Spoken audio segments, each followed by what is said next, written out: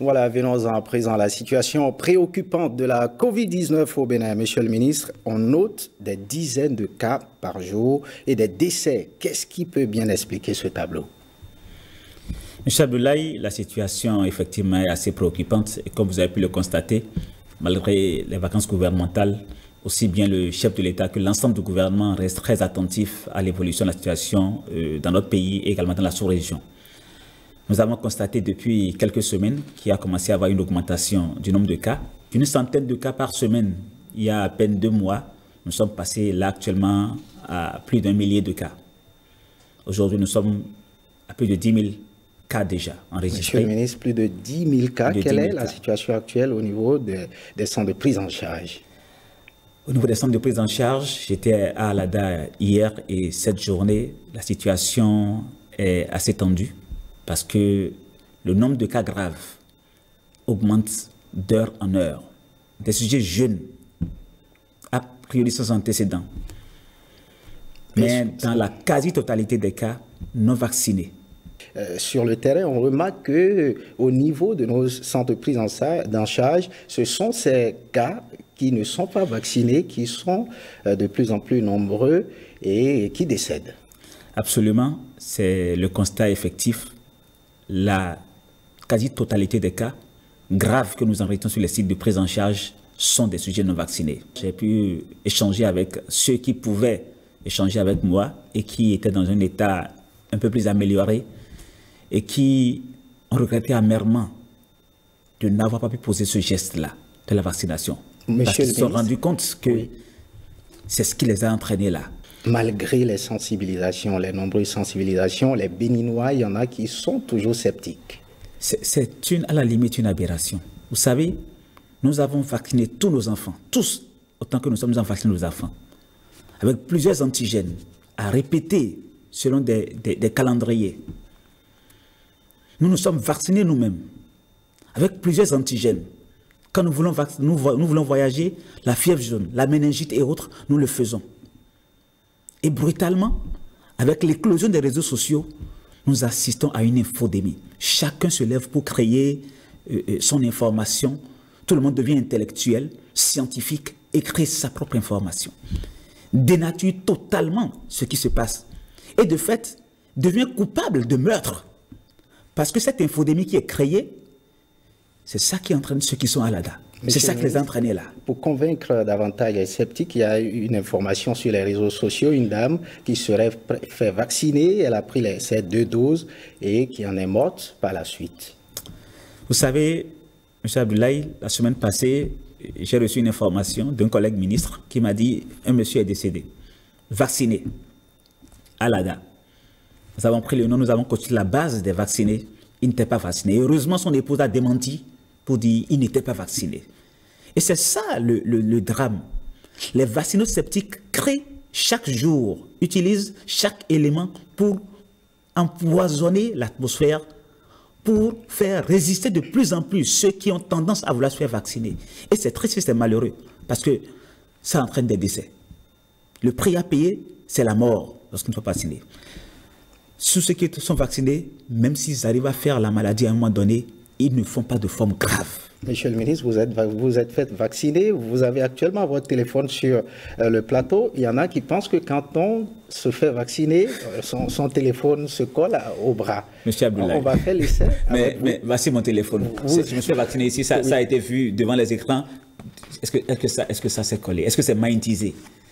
Il y a tellement d'éléments erronés, d'éléments qui sont divulgués,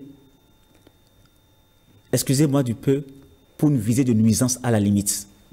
Parce qu'on peut comprendre qu'on puisse, en ayant conscience qu'en partageant cette information, on amène ses compatriotes à ne pas se vacciner et à courir tout droit vers la mort, qu'on puisse continuer cette œuvre-là. Y compris parfois au niveau des agents de santé. C'est là le drame. Nous avons un tiers des agents de santé qui se sont fait vacciner. Aujourd'hui, nous avons des agents de santé qui sont à Alada, en détresse respiratoire, au lieu d'être au chevet des malades.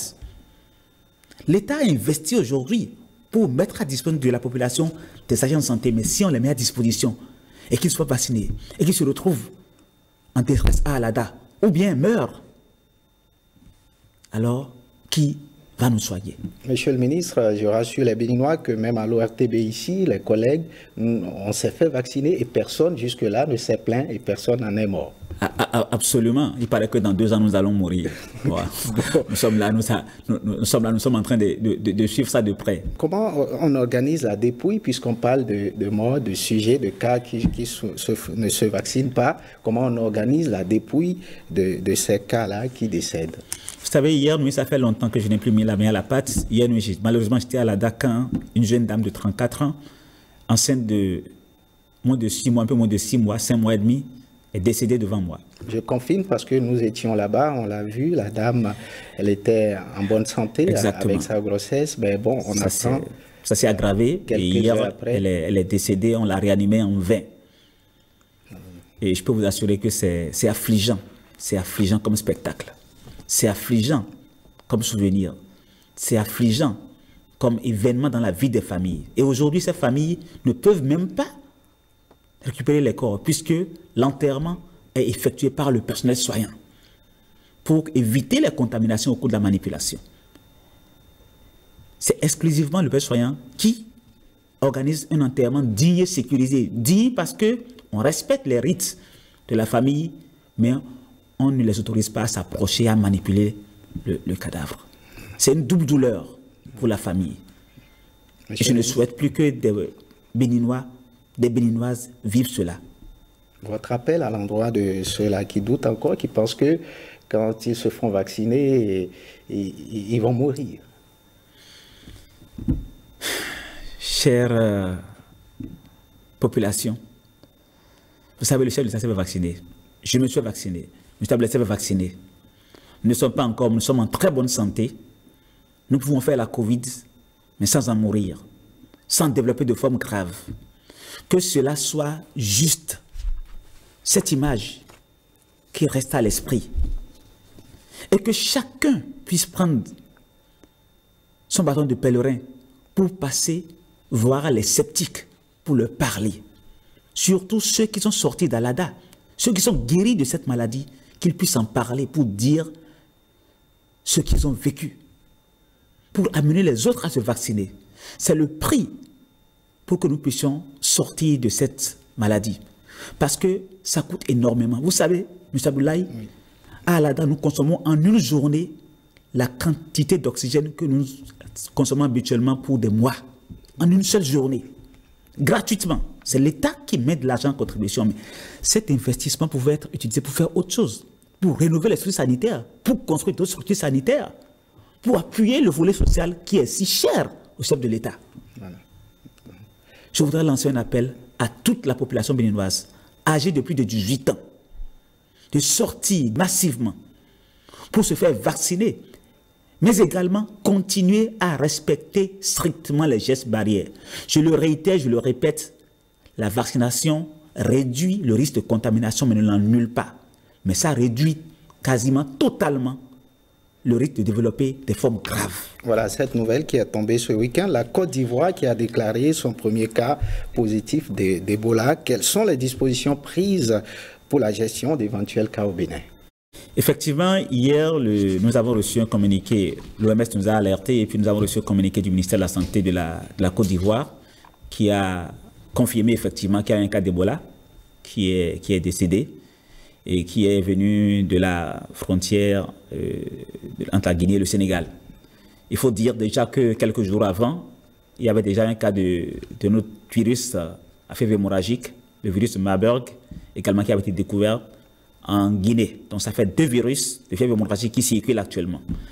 Donc dès ce matin, nous avons tenu une réunion du comité national de crise sanitaire et nous avons mis en place les dispositifs qu'il faut, notamment au niveau des postes frontaliers, pour pouvoir contrôler les mouvements des populations et également les signes qui sont évocateurs de fièvre hémorragique et pouvoir contenir la pandémie. Les messages à l'attention de la population sont déjà lancés. Il faut dire que la majorité des messages sont concordants avec ce que nous faisons déjà avec la pandémie de la Covid-19. C'est peut-être un griffe heureux d'avoir cela et c'est pour ça que je réitère mon appel pour le respect strict des mesures barrières. C'est très important. Et par ailleurs, il faut évidemment éviter d'aller consommer de la viande de chasse actuellement. Vous savez, la viande de chauve-souris, la viande de rat et consorts, il faut les éviter, de singes, de chimpanzés, il faut les éviter actuellement au regard de la présence dans notre sous-région déjà du virus de la fièvre Ebola. Merci. Merci à vous, Monsieur le ministre, pour votre passage sur ce plateau.